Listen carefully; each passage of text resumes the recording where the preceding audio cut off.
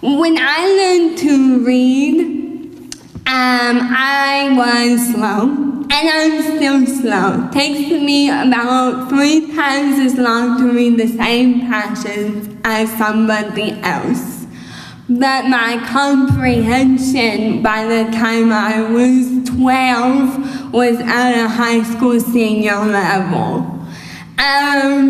And so I started petitioning. It took 2 years to get out of special education with all the testing because of my IQ. But they didn't see it in my everyday life because my words were pretty limited. That's when they got this great idea. See, this is back when Mrs. Doubtfire came out. You're all like, where's she going with this? Mrs. Doubtfire came out and I loved her voice. Let's talk about voices. So different voices mean different things to me. If your voice is really high, I'm high with you. I'm on that high. If your voice is really low, I might fall asleep. But Mrs. Doubtfire's was right in that perkiness that I liked. And so I copied her. And I copied their accent, and that's when they realized I had an affinity for accents, and I sounded just like everybody else, except with an accent. And I'm in the US. And I've never been to the UK. So we realized, so I used that for years. I love how this is more of a problem than having a British accent. At least this I can explain. Mrs. Doubtfire, not a very good explanation, okay? So we did IQ testing, and I have shared my IQ. It is high. I'll just give you that. But I don't like really stressing about the IQ as much because then parents go to get their kids tested, and when their kid doesn't go very high on that, then they get really, really, really disappointed. Because they're like, my child's smart. I don't understand. The IQ test, if you take it enough times, you can get a higher score. No, I'm just kidding. But, it's a test. Like, there's an opportunity to get it right and wrong. There are multiple choices for some of them. If you can't write, like, that is not our focus. If your child can speak, if your child can do things, I don't even care if they speak. If your child is showing an interest in something, let them go for it, with or without the IQ test saying they can. Who cares? I don't. So, I got into mainstream classes. This is basically how it went. I went into special education. I tested out in 2 years into 12th grade. I didn't think I was going to do so hot, so they put me in a co-class with 5th and 6th grade. In case I didn't do well, they could just throw me some 5th grade work. Okay. And then I went into middle school. Between middle school and elementary school, my parents decided I was doing so well that I didn't need my IEP anymore. Yikes. Now, I have really bad problems with executive order. Think about this. I've accomplished all of this with executive order problems. If I did it, I'd probably rule the world. I'm just thinking out loud here. So, I had a hard time with homework and like understanding. First, for like 10 years, I didn't have homework. And then when I did, it was kind of like fluff work. So I mean, like, then I was thrown into doing homework assignments. My math teacher used to assign 100 problems. What have I learned in 100 problems I couldn't have learned in 20? Come on, people.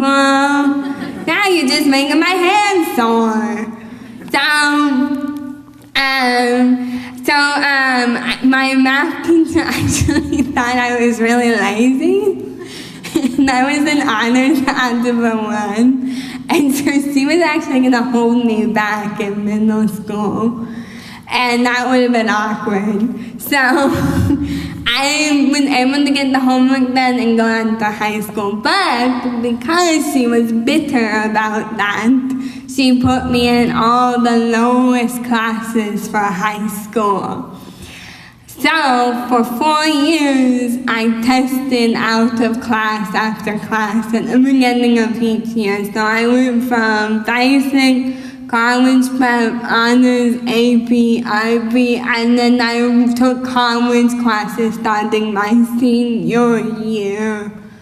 And I also was getting, there was this program where you could get your automatic acceptance in the SCSU, which I knew with my accent was going to be hard to get in.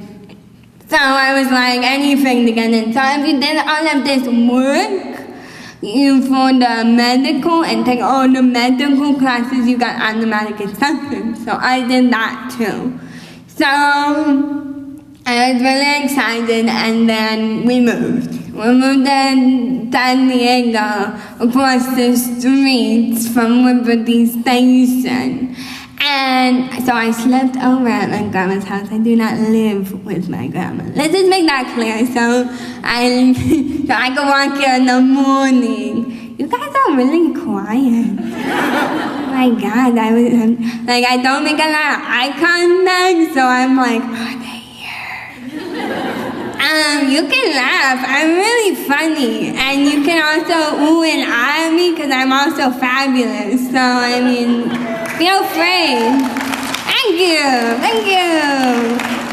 It doesn't have to be the peanut gallery. Oh my God, what did she say? You can say it out loud. I'll say something back. I love talking. My mom says I'm making up for last time, so probably. When we moved here, that program wasn't existing anymore, so I had to figure out something else. And believe it or not, I wasn't gonna graduate senior year because I didn't have enough electives. So I was like, okay. So they were like, take an elective, and I was like, okay, I can't do art unless it's finger painting. I can't do music because you don't like my music. So, what to do? So I ended up, my aunt was pregnant. There's a reason for this. My aunt was pregnant, and she was like, Auntie, you can help me with the baby. And I was like, Auntie, I don't know anything about children. I was planning on being a surgeon. This is awkward. My hands don't work. So I was like, next. So,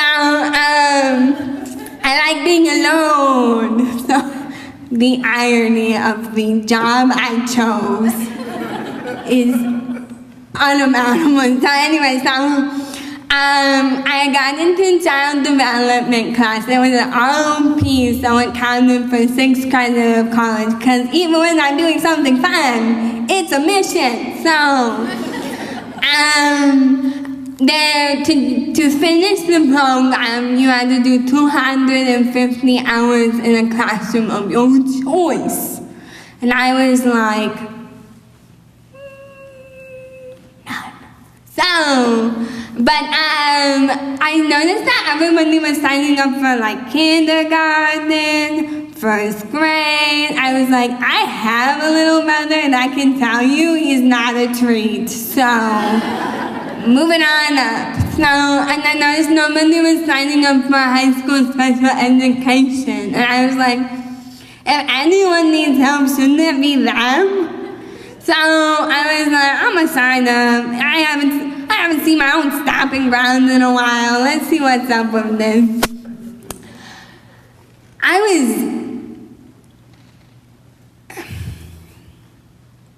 angry.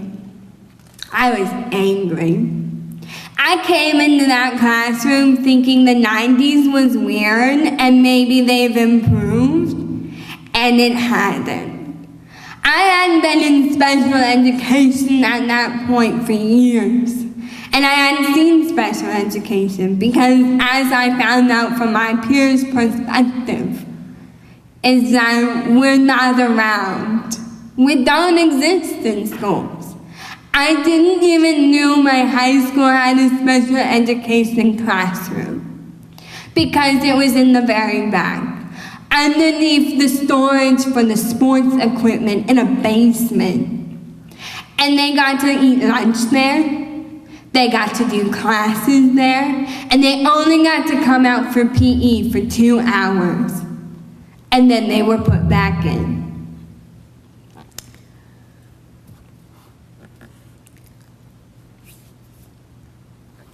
I went to the classroom one day, and this gets me upset, because I'm autistic. I feel everything like it's happening now, and I can still feel that day. I went in the classroom, and there was a girl who had cerebral palsy like me, but she was in the wheelchair and nonverbal. And they had put her in the corner next to a window and put some puffballs on her tray to make it look like she was doing something. And I can tell you, I know I have a very mild case, and I can't even pick up a puffball. So, I don't know how entertaining that could have been. I took the kids out to PE for 2 hours. And when I came back, she was in the same exact spot, moaning, crying, and sweating.